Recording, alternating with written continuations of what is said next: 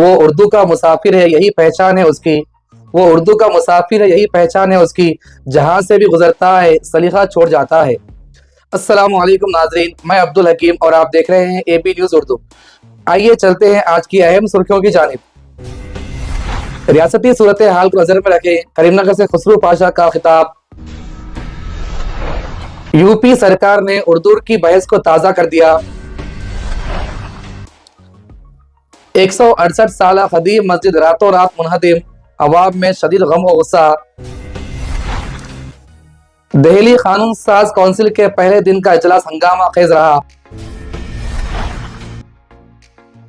Hamas نے اسرائیل کی جانب سے معاہدے کی خلاف ورزی کے بعد جنگ بندی پر بات چیت روکنے کا اعلان کیا ہے۔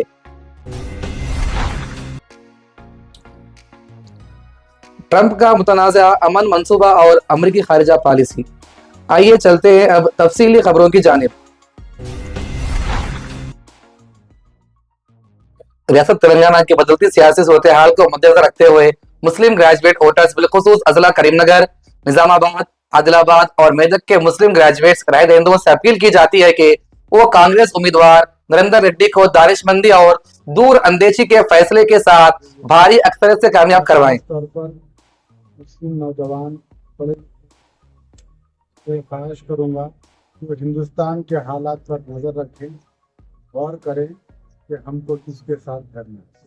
ابھی اس سے قبل یہاں کے سینئر قائد نے کہا کہ ریزرویشن کی بدولت آج کانگریس پارٹی ہی تھی جو ریزرویشن، اس میں آپ کو ڈاکٹرس، انجینئر، صاحب نظر آ رہے ہیں۔ ہر ڈپارٹمنٹ میں جو 4 مسلمان نظر آ رہے ہیں، وہ 4% جو نظر آ رہے ہیں وہ کانگریس پارٹی کی دن تھی۔ پچھلے 10 سال میں KCR صاحب نے 12% ریزرویشن کا آپ دینے کا وعدہ کیا تھا، تو ہم نے ان کو 10 سال موقع دیا، 12% نہیں، وہ 4 کو 5 نہیں کر سکے۔ آج میں یہ چاروں ڈسٹرکٹ کریم نگر، عادل آباد، نظام آباد، میدک، ان تمام ڈسٹرکٹ کے بڑے نوجوانوں سے خواہش کروں گا کہ اپنا اپنے حق رائے دہی کانگریس کی جو امیدوار ہے نریندر ریڈی کے حق میں استعمال کریں۔ اور یہ وہ ضلع ہے جہاں کے قابل ترین منسٹر آپ کے اسٹیٹ میں نمائندگی کر رہے ہیں، جیسے کہ سریدر بابو صاحب ہے، باقر صاحب ہے، اور کریم نگر سے بھاری اکثریت اس لیے آنا ہے کہ ہمارے ورنگل کے مشہور شخصیت جنگا راگھو ریڈی صاحب جو کانگریس کے چیئرمین بھی ہے، کانگریس کے بڑے۔ آئیے چلتے ہیں ایک اور تفصیلی خبر کی جانب۔ یو پی اسمبلی کے اجلاس میں جب حزب اختلاف کے رہنما مہاتا پرساد پانڈے نے اسمبلی کی کارروائی میں اردو کو شامل کرنے کا مطالبہ کیا تو وزیر اعلیٰ شدید برہم ہو گئے۔ ان کا رد عمل دیکھ کر فلم البرٹ پنٹو کو غصہ کیوں آتا ہے کہ یاد تازہ ہو گئی۔ یہ کوئی پہلا موقع نہیں جب بی جے پی نے اردو کی مخالفت کی ہو۔ ماضی میں بھی اردو کو دوسری سرکاری زبان کا درجہ دینے کے خلاف سنگھ پریوار نے احتجاج کیا تھا۔ اردو تھوپی گئی، خون بہے گا جیسے اشتعال انگیز نعرے لگائے گئے تھے۔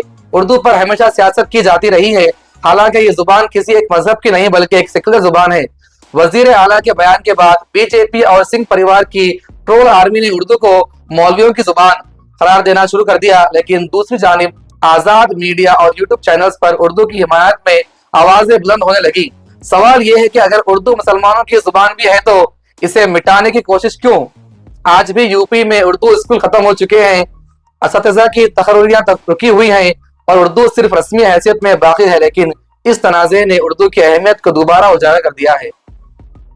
آئیے چلتے ہیں ایک اور خبر کی جانب، جہاں عام آدمی پارٹی نے بھارتیہ جنتا پارٹی حکومت پر وزیر اعلیٰ دفتر سے بابا صاحب امبیڈکر اور شہید بھگت سنگھ کی تصویریں ہٹانے کا الزام لگایا اور اسے دل درد مخالف سوچ قرار دیا۔ اس معاملے پر حزب اختلاف نے کونسل کے اندر اور باہر احتجاج کیا، جبکہ حکومت نے ان الزامات کو بے بنیاد قرار دیا۔ اجلاس کے دوران خواتین کو ماہانہ 2500 روپے دینے کے وعدے پر بھی سوال اٹھائے گئے، جس پر بھارتیہ جنتا پارٹی نے حزب اختلاف پر ترقی میں رکاوٹ ڈالنے کا الزام عائد کیا۔ اجلاس کا آغاز عارضی اسپیکر اروند کمار کی سربراہی میں ہوا، جہاں وزیر اعلیٰ ریکھا گپتا اور دیگر اراکین نے حلف لیا۔ قانون ساز کونسل کا یہ اجلاس 27 فروری تک جاری رہے گا، جس میں لیفٹیننٹ گورنر سکسینہ 25 فروری کو ایوان سے خطاب کریں گے۔ اسی طرح آئیے چلتے ہیں ایک اور خبر کی جانب۔ شہر کے مرکزی علاقے میں واقع 148 سال پرانی تاریخی مسجد کو رات کے اندھیرے میں اچانک منہدم کر دیا گیا۔ जिस पर अवाम में शदीद नाराजगी पाई जा रही है। बताया जा रहा है कि ये कार्रवाई इंतजामिया की जानिब से बगैर किसी नोटिस या इतला के अमल में लाई गई, जिसके बाद इलाके में कशीदगी फैल गई। आईनी शाहिदीन के मुताबिक मस्जिद को रात के वक्त खाली कराकर भारी मशीनरी के जरिए गिराया गया। मुकामी अफराद का कहना है कि मस्जिद की जगह, मुतबादिल जगह और मुनासिब मुआवजा दिए बगैर इसे मुनहदिम करना सरासर नाइंसाफी है।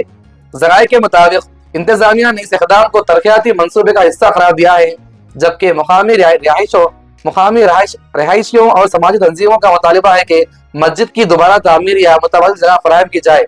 इस वाक़े के खिलाफ मुख्तलिफ तंजीमों ने एहतजाज का ऐलान किया है, जबकि पुलिस की भारी नफरी इलाके में तयन कर दी गई है।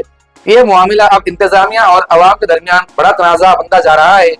क्या इस पर कोई अमली इक़दाम किया जाएगा या नहीं? अवाम की नजरें हुक्काम के फैसले पर जमी हुई हैं। आइए चलते हैं एक और खबर की जानिब। बैनुल अक़वामी खबर रसा अदारे की रिपोर्ट के मुताबिक इजरायली टैंक गुज़िश्ता रोज कई दहाइयों में पहली बार मकबूजा मगरबी किनारे में दाखिल हो चुके हैं। इजरायली वज़ीर दिफा का इस हवाले से कहना है कि फौज इलाके के कुछ हिस्सों में 1 साल तक रहेगी और नकले मकानी करने वाले हजारों फलस्तीनियों को वापस आने से रोका जाएगा।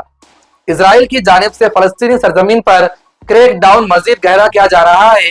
साथ ही ये भी कहा जा रहा है कि वह हमलों में इजाफे के दरमियान अस्करियत पसंदी को खत्म करने के लिए पुरअज़्म है।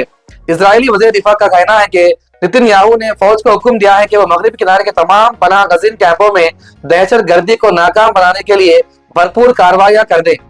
दूसरी जानिब फलस्तीन की मज़ाहमती तंजीम हमास ने कहा है कि इजराइल के साथ मुज़ाकिरात कैदियों की रिहाई के मुआहिदे पर अमल दरामद से मशरूत हैं। हमास के अहदेदार बासिम नईम ने कहा है कि इजराइल के साथ सालसों के जरिए जंग बंदी के मज़ीद इक़दाम पर मुज़ाकिरात तभी मुमकिन है जब फलस्तीनी कैदियों को मुआहिदे के मुताबिक रिहा किया जाएगा। हमास के सियासी ब्यूरो के रुकन बासिम नईम ने बरतानवी खबर रसा एजेंसी को बताया कि दुश्मन के साथ किसी भी तरह के मुज़ाकिरात जो सालसों के जरिए किए जा रहे हैं तब तक मुमकिन नहीं जब तक मुआहिदे के तहत तयशुदा 620 फलस्तीनी कैदी रिहा नहीं किए जाते, जिन्हें हफ्ते के रोज 6 इजरायली कैदियों और 4 लाशों के बदले आजाद किया जाना था। वाज़ेह रहे कि हमास ने हफ्ते को जंग बंदी के मुआहिदे के तहत 6 इजरायली यरगमानियों को रिहा किया था, जिसके बदले इजराइल को भी 600 से ज्यादा फलस्तीनी कैदियों को रिहा करना था। मगर इजरायली वजीर आजम ने फलस्तीनी कैदियों की रिहाई को मौखर कर दिया था। आइए चलते हैं एक और खबर की जानिब। अमेरिकी सदर डोनाल्ड ट्रंप ने गजा जंग बंदी के बाद अब रूस यूक्रेन जंग के खात्मे के लिए अमन मुज़ाकरात की कोशिशें शुरू कर दी हैं, जो अमेरिकी खारिजा पॉलिसी के गैर सफारती रुख की निशानदेही करती हैं। ट्रंप ने रूस यूक्रेन जंग खत्म करने का वादा किया था और अब एक नए अमन मंसूबे की पेशकश की, जिसमें यूक्रेन को शामिल न करने के इम्कानात हैं। रूसी सदर पुतिन से टेलीफोनिक गुफ्तगू के बाद ट्रंप ने जल्द मुलाकात का अंदिया दिया, जबकि यूक्रेन ने इस मंसूबे को मुस्तरद कर दिया है। अमेरिकी वजीर दिफा पेट हेगेस ने वाज़ेह किया कि अब यूरोपीय सलामती अमेरिका की तरजीह नहीं, नेटो के बजाय यूरोपीय ममालिक को यूक्रेन की सिक्योरिटी की जिम्मेदारी लेना होगी। यूरोपीय यूनियन ने अपनी हिमायत बरकरार रखने का ऐलान किया है, मगर अमेरिका के गैर मुतवक्किल रवैये पर तशवीश है। पुतिन ट्रंप से सरबराही मुलाकात के ख्वाहिशमंद हैं, जिससे रूस आलमी सतह पर अपनी हैसियत बहाल कर सकेगा। अमेरिकी पॉलिसी में यह तब्दीली नेटो और यूरोपीय सलामती के निज़ाम को मुतासिर कर सकती है, जबकि ट्रंप की हिकमत अमली अमेरिकी माशी मफादात को तरजीह देती नजर आ रही है। इंशाअल्लाह कल और मजीद खबरों से मुलाकात करेंगे।